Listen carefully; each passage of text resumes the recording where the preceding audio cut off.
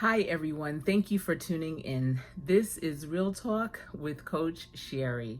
And this channel is about workforce development, career readiness, entrepreneurship, and of course, real life, real issues, and real talk. These past 4 days, I have been giving you real life and real talk as I've shared with you the journey that I was on 10 years ago as the primary caregiver for my mother as she lived with ALS. During that time, I blogged our experiences and also blogged about different things and tips and resources for others who were caring for loved ones with ALS or for people who were living with ALS. The blog is on WordPress and it is called ALS Caregiver. The last 6 days of my mother's life was so vivid, and I captured it shortly after she passed away. It was actually a year later when I was reflecting, but it was so vivid and so bright and so loud. And I wrote down each day what happened, just what we went through, our journey. And so the past 4 days, I've shared here with you on my channel each day, and it leading up to her final day. She passed away 10 years ago on August 30th, and today is day 5 of our last 6 days of living with ALS. I have not revisited these blogs since I've written them. When I wrote them, I just put all of the things I could remember down and left it there. I didn't edit it, I didn't review it, I didn't do anything with it. I just left it there. So me reading this to you is the first time that I'm reading it since I've written it. All night, I was just thinking about what the day 5 was like. And there was so much going on day 5. So I'm excited to revisit day 5, and I'm glad that you're here with me to revisit it as well, or to visit it for the first time. I hope that my blogs are able to help you have closure, to help you see that the end is actually beautiful, to understand the purpose or the importance of being highly aware as the end is coming near. It was my honor and my pleasure to care for my mother. It was the hardest thing I've ever done in my entire life. And I have had so many amazing people behind me, along with me, in front of me. And most importantly, it was my dad. He and my mom were married for 51 years. They celebrated their 51st anniversary on August 22nd, 2010. A week later, here we are. Of course, my husband, my children. I have amazing cousins. My cousin Lavelle, who is also a mother of 3 and is married, helped my husband and I tremendously with my children. And of course, my cousin Donna, who was introduced on day 4, who took the train from New York, leaving behind her 3 children and her husband to be with me and to be with my mother. During day 5, I'm just going to read the blog. Let's see how it goes. Day 5, the last 6 days of living with ALS. The purpose of me writing about the last 6 days of living with ALS is because this is the 1-year anniversary. Now, this was written a year after, but it's the 10th year anniversary today is. The 1-year anniversary since my mother passed. And when I look back to when the end began, it took 6 days. The memories are so vivid, I felt that if I poured it out on paper, I would clear my head of some of the memories. I tried to stay on course and write each day exactly 1 year later, but Hurricane Irene had other plans and it took our power out until what would have been the sixth day. And I am so thankful that that hurricane happened a year after my mother passed. Because if our power had gone out like it did when Irene happened and my mom was still living on her ventilator, it would have been very challenging. And this is an important tip that I don't know if everyone who's on a ventilator knows, or if you're caring for someone, make sure you have a generator in case you do lose power, because it is so important for that ventilator to stay charged up. So it is important. And if you don't have a generator, get your loved one or the person you're caring for to the hospital as soon as possible if you lose power. Writing about each day has been therapeutic for me. God allowed me to walk through it with my eyes wide open, and I am thankful for that. These last 2 days is strange. They are strange. What took place on these last 2 days are unbelievable, something I never imagined. There are many subliminal messages that I am still trying to figure out. This process is truly helping me move forward. Sunday, August 29th, 2010. I woke up before sunrise, and to my surprise, so did my cousin Donna. The day before, I shared with her my pictures of the sunrise that I was able to capture on my phone. But what we saw that morning could not be captured on film. No words were spoken as we sat there in front of that huge window while reclined in our bed from the night before, taking all the beauty in. All we could say when it was in its full glory was, wow.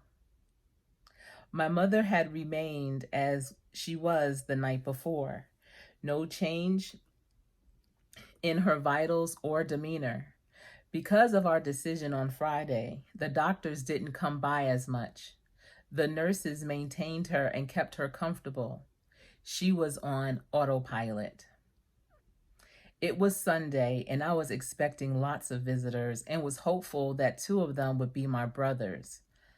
Donna and I went to go freshen up for the day and get a bite to eat in the cafeteria. As we sat and ate breakfast, we talked about many things, but one thing that stood out to me was when she said, "I love cafeteria food." She considered herself a sort of connoisseur of cafeteria food, and she approved of the food at MCV Hospital. Before heading back to my mother's room, I wanted to walk around outside on the grounds of the hospital and show Donna some of my interesting finds. It felt like I was taking her on a tour of my home and showing her all of the interesting details. Interestingly, right next to MCV in Richmond, Virginia, is the Confederate White House. That White House has a beautiful, quaint garden that we walked through and sat down to take in the beautiful day. Donna was busy taking pictures of the flowers and foliage, and at one point, we actually tried to attach ourselves to a tour of that White House, but got called out. That moment was a great mental diversion. Sooner than later, we went back up to my mother's room, and it was like a mini family reunion for her going on. There were family and friends and not a dry eye in the room. I was so happy to see all of the love for her, but it felt so surreal. I never personally knew of another situation where people actually had an opportunity to say goodbye. It was so beautiful to me and such a blessing. Time was moving so slow. I didn't even allow myself to think about tomorrow. My husband and kids came through, and my kids were in a great mood, and the day was so beautiful. I wanted to enjoy it with them. Seeing my mother surrounded by love, I decided to take my cousin and kids across the street to the gardens on the state capitol grounds near the governor's mansion. My cousin is a New Yorker, so she loves to walk, and so do I. So we made a perfect combination. While we were admiring the gardens, I remembered that Browns Island was not that far away. Browns Island is where the ALS Association hosted was going to host their Richmond walk in October that we were the ambassador family for. I wanted to see if we could walk there so this way I could get a better idea of the location. Because it was Sunday and that part of Richmond is not residential, the streets were pretty clear. It was a different experience for my kids to witness the homeless of Richmond washing their clothes in the beautiful waterfalls in downtown. I guess they were used to having it all to themselves on Sunday, so sometimes I couldn't tell if we were intruding or if they were. We continued on to Browns Island, and I realized it was a lot further by foot than I had imagined, especially while wearing flip-flops. Eventually, we get there, and what a sight. Browns Island is beautiful. It is right on the James River with so many historical landmarks dating back pre-Civil War times. We walked around and came upon a beach area where families were sunning and people were swinging from a long rope into the river. There were people canoeing, walking, and doing all sorts of things. By now, we were famished and stumbled upon a historical museum that was free and very impressive. Wow, I couldn't believe that walk. It was like another world and another time to me. I wondered to myself if people could look at me and know that my mother was going home tomorrow. I didn't realize just how far we walked, nor did we realize how hilly Richmond was. It felt like we were walking the streets of San Francisco. It was an uphill climb the entire way back to the hospital. God bless my children because they did not complain once. I think we all needed to exert that type of energy to clear our thoughts and become one with nature. Turns out we believe we walked at least 10 miles round trip that day. Time was moving very, very slowly. When we got back to my mother's room, it felt like I came back from vacation. You know that warmth your body feels when you've been away for a week at the beach. Seeing her laying there and my father and husband sitting as if they were protecting the grave of the unknown soldier made me snap back to my reality, to our reality. Soon after they left, and it was once again the three of us, my mother, my cousin Donna, and I.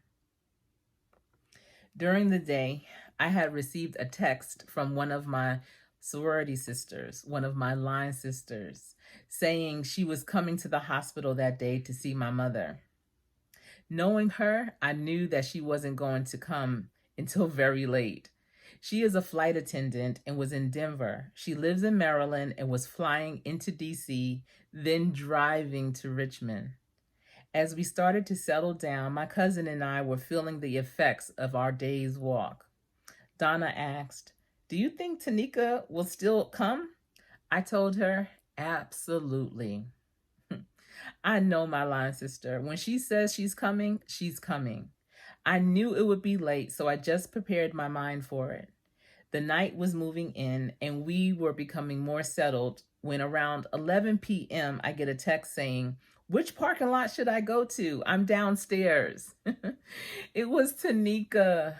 Oh my goodness. She came. I knew she would because she said so. So I guided her in and met her down in my foyer. You know, the hospital was my new home. I hadn't seen Tanika in years, but seeing her felt like yesterday. My mother was the first unofficial life coach that I knew. She used to give my line sisters advice. They all stayed over my parents' house at some point or another and ate my mother's food. My mother loved them like they were one of her own, and I believe they felt the same way. So when Tanika came to my mother's bedside, she held her hand to let her know she was there, and memories of the past flooded my mind. She gave a little laugh and said, "Mrs. Barnes, it's me, Tanika. I remember you used to always say Godspeed to me. I never really knew what that meant, but I loved it." That was such an icebreaker for me. It also made me realize that it is so important to ask loved ones questions. Understand what they mean when they say something, because there may come a time when they can't tell you. We sat up and had a great time talking and laughing. It was a conversation that my mother would have loved to participate in. Since hearing is the last to go, I'm sure she heard every word. And if she could, she would have been shaking her head at us saying, "Honestly, you girls are something else." The remarkable thing about Tanika's visit was that she came straight there from work. Her husband and girls were in Maryland, and the next day was her daughter's first day of high school. She ended up leaving around 4 in the morning and got home just in time to see her daughter off for her first day of school. That was a huge sacrifice, and I appreciate and love Tanika for that. Her love for my mother was deeper than I know. Tanika, may the life you live speak for you.